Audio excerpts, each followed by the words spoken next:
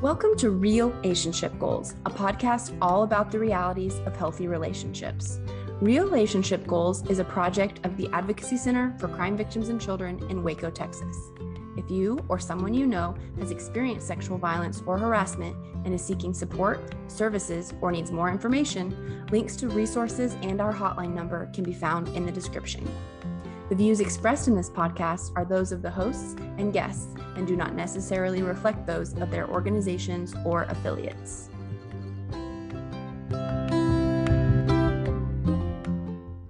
Hi, everybody. Welcome back to Real-ationship Goals. We are back with season 5 of the podcast, and we're so excited to be joining you for another season. I'm Kyla. I'm Mariana. I'm Maria. Awesome. So we're going to go ahead and jump right in. This season, we're going to be focusing on what exactly it means to be existing in a digital world and just looking at all the different ins and outs of just being on the internet, being on social media, what it looks to be dating in these spaces, and things like that. So we're excited that you're going to be joining us. Episode 1, we can go ahead and dive in with our story. So I'm sure all of you by now have seen at least the first season of You on Netflix. And this guy finds out the name of a girl that comes into the bookshop, and Joe goes on the internet and with just her name is able to find out a lot about her. So it's important to keep your social media private, because you never know who might be able to get on there and with just a name find out a whole bunch of stuff about you and your family. Mm-hmm. I haven't personally watched You, but I've heard some interesting things about it.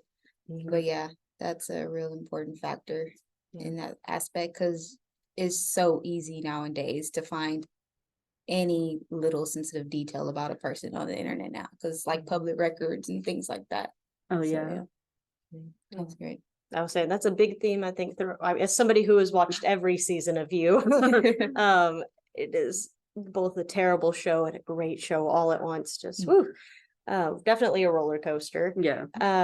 But that's an absolutely common theme throughout all of the seasons, is as a predator, as he targets different victims, will utilize all forms of social media. And it kind of shows throughout the season. It's interesting because the show progresses as I think society does with social media. So like the very first season, it's Facebook. And then I think season 2 and 3, it's more Instagram, and it just kind of continuously evolves, which, like I said, is just very reflective of, what are people using nowadays more frequently. I don't think that he branched into TikTok at all yet, but might have. I don't remember.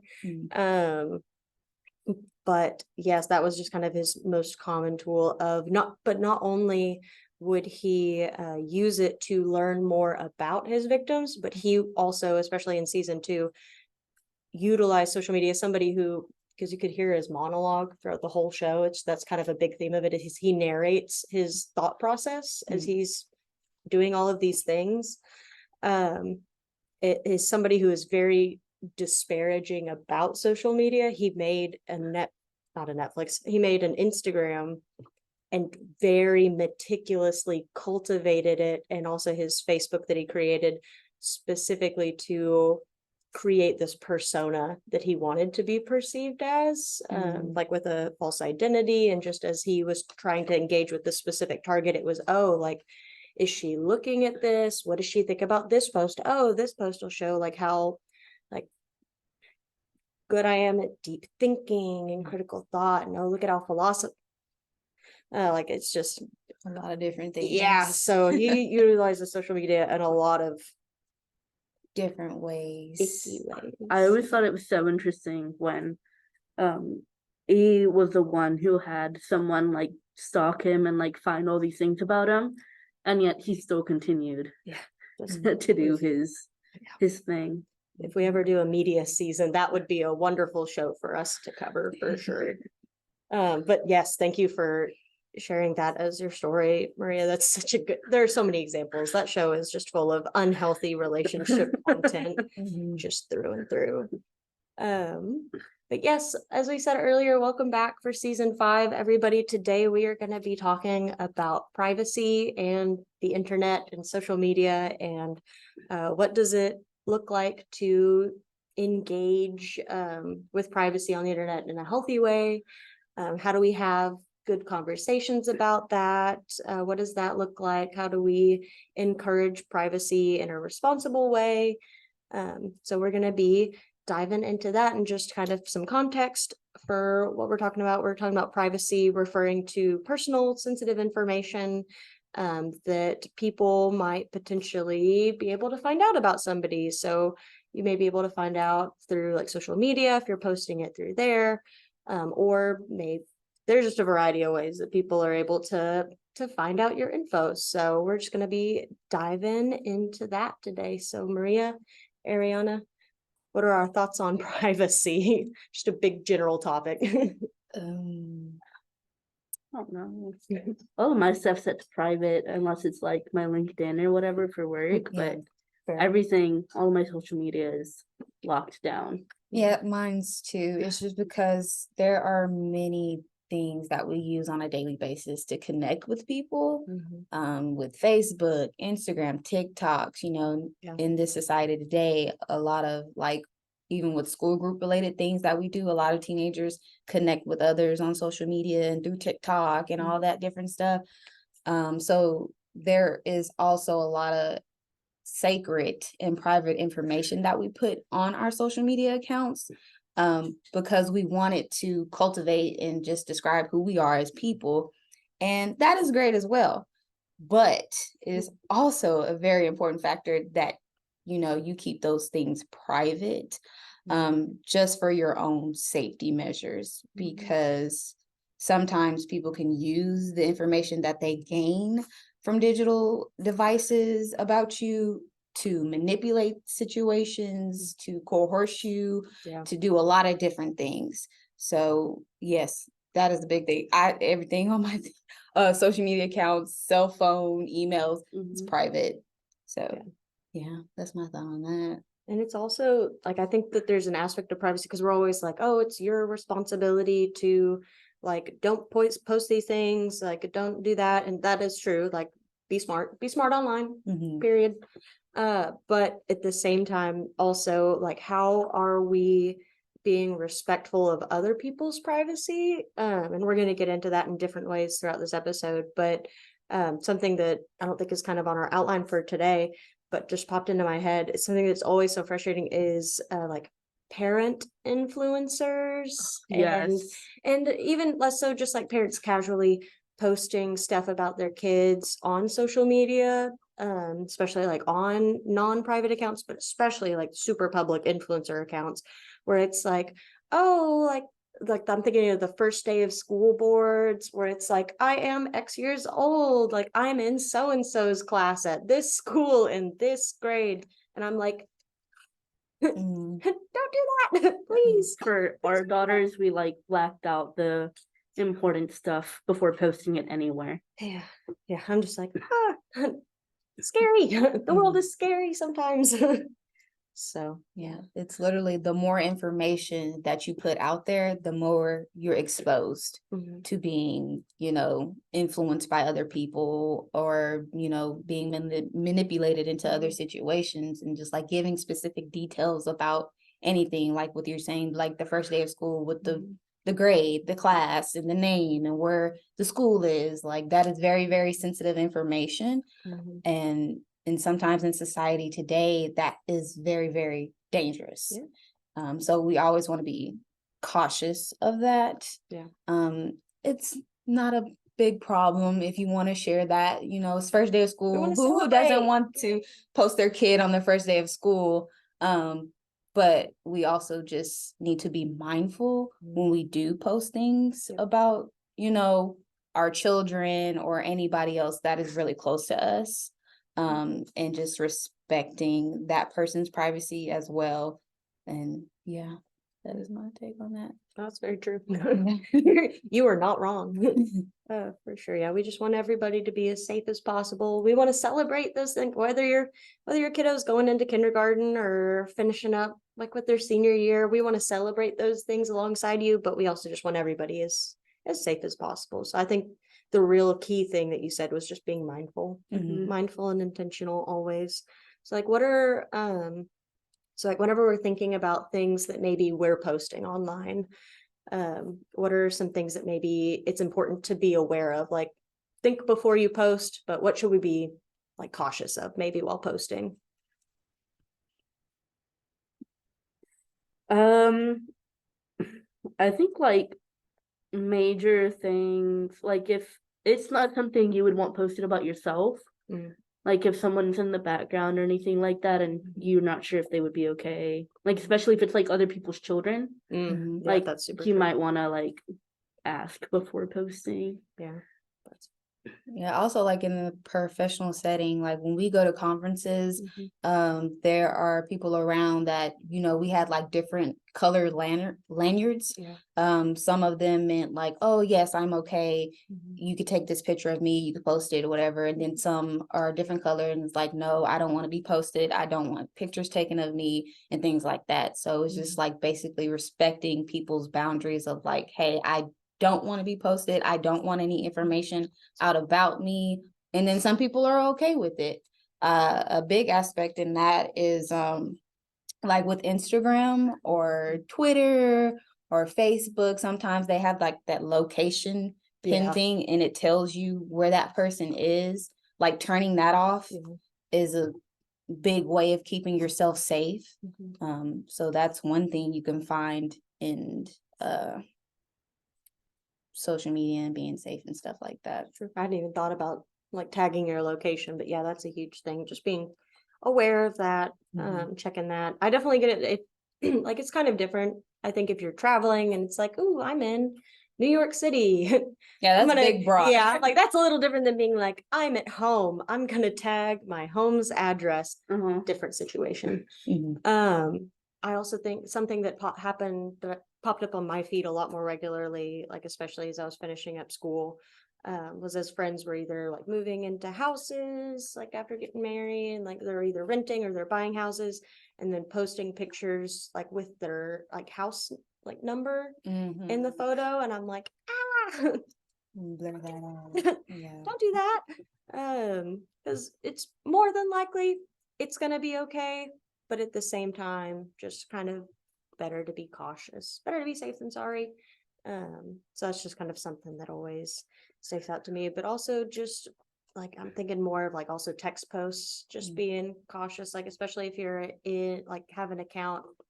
I don't even know if anybody uses Tumblr anymore, but my brain always goes there where it's like maybe not posting your like full name or where you're from or your birthday, your social security number if you have that memorized, your cell phone number, things like that. So just kind of being situationally aware of how like public am I making like accessibility to me, and in what like to what degree am I giving the world access to me is just something to be aware of. But I really like the point you made, Ariana, about the conference that we went to, because I think that ties in really well to something that comes up a lot on this podcast, which is boundaries and establishing like boundaries for ourselves, like with other people of like, hey, I'm not comfortable with being posted, period. So please don't.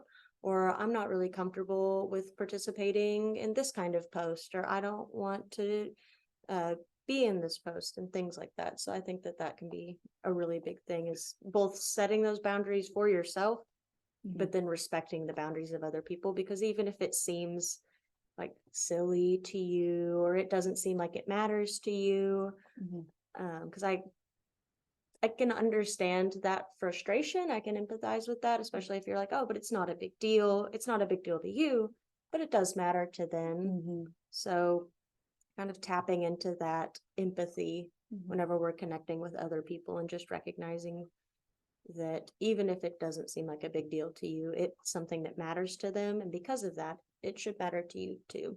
Yeah. But It's like always asking permission before doing something ties into that well with empathy and just being considerate of other people's feelings. Like you might think it's harmless to post this picture of someone, but someone else might not think that way. And we should respect that as other people, because something might be you want to keep private to yourself, and you would want somebody to respect your boundaries as well. So like just being considerate of each other as individuals. And then kind of thinking about another aspect of it, for like adults, so like parents, guardians, adult influencers, could be like teachers, coaches, anybody. What it's really hard, I think, to navigate conversations about the internet because it's just so big. Yeah. And there's just so much possibility and so much wonderful stuff that can happen on the internet. So many wonderful connections and just access to so much information. It's incredible. But at the same time, it's so big and it's so wide. I guess I just want to step into that space of like what can conversations even look like? Like, how do you get that potentially uncomfortable conversation started about privacy on the internet? I think in my experience, talking with our kiddo about it is, on her online games or whatever she plays nowadays, all of her stuff, like all of her usernames don't have her name in it. And we wanted to make that point of like, hey, like this is like a private thing, like only your friends and the people you know in real life should have access to this. And if people online are trying to add her that she doesn't know, she doesn't need to be, making these connections with people. And it's okay to make friends in the games, but it's not okay to share out your personal information, like where you live, things like that, because you never know who's behind the other screen. And also, like, even when having those conversations with parents, just opening that space for the child to speak on their privacy matters and what they think is important for them as private. And also when they suspect something, like especially like with online games and things, like there's Fortnite, there's Roblox, there's a lot of different things that kids play with now, and just get to connect with people that are not close to them or like somewhere far away. Just being mindful of who you're talking to, and also if there is something suspicious going on, like if that person is asking you for personal information, money, or anything of such that nature, being able to come to your parent and talk about that, and just like, hey, I have this concern, what should I do about it? And just like, yeah, keeping that space open and safe for them to come and talk to you about it is really good. For sure. I think just being, like you said, just open, transparent. And I think in addition to having an open and transparent conversation, a part of that also requires coming to the table open as well. I think that it's always that hard line of like, I want to do everything in my power to keep you safe because I care about you so much and I care about your safety. But at the same time, like we want to like respect the kids and the students in our lives as well, and be like, okay, like you're a person, you can make choices. Like I want you to also have autonomy as well. So just kind of navigating that space of like, how do you draw necessary lines, I think, in a way that still maintains that open conversation. That's just, I don't have any answers, unfortunately. I'm just acknowledging that that's a very real tension that, oof, that's a big undertaking. But I guess if we're ready, we could transition on into our relationship goal for today. Yeah, so I have our relationship goal for this episode. So like in order to maintain privacy, whether it's with social media, cell phones, emails, and such things of that nature, we must be mindful of how sharing personal information can be a path of building connections with others, but also very sensitive and sacred for ourselves. Whether it's a post on Facebook, Instagram, Twitter, emails, other accounts that you use, keeping in mind that respecting someone's privacy can go a very, very long way. And it's the same for ourselves. So it's vice versa. So before sharing personal information, like asking yourself the question, will this violate my personal privacy? Will this violate anybody else's personal privacy? And just taking that into consideration, and just, some things are meant to be kept private, and that is okay, because we have the right to protect ourselves as well as others. And then the recommendation has nothing to do with any of this, but I thought it was really important to share, and it is corn in a cup. It is my absolute favorite thing. We'll get it for dinner sometimes.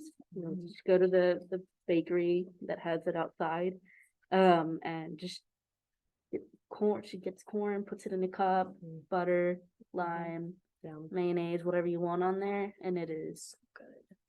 A treat. I had a really good spicy corn in a cup. Oh gosh, last week, I guess. Oh, so good. It's yummy.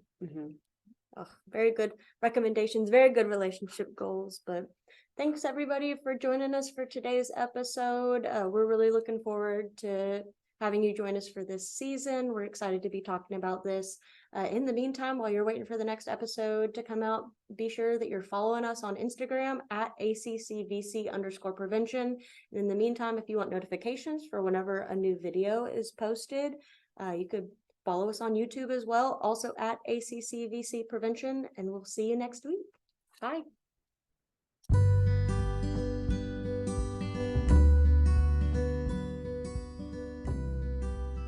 Thanks so much for tuning in to Real-ationship Goals. This episode was produced by the Prevention and Education Department of the Advocacy Center for Crime Victims and Children in Waco, Texas.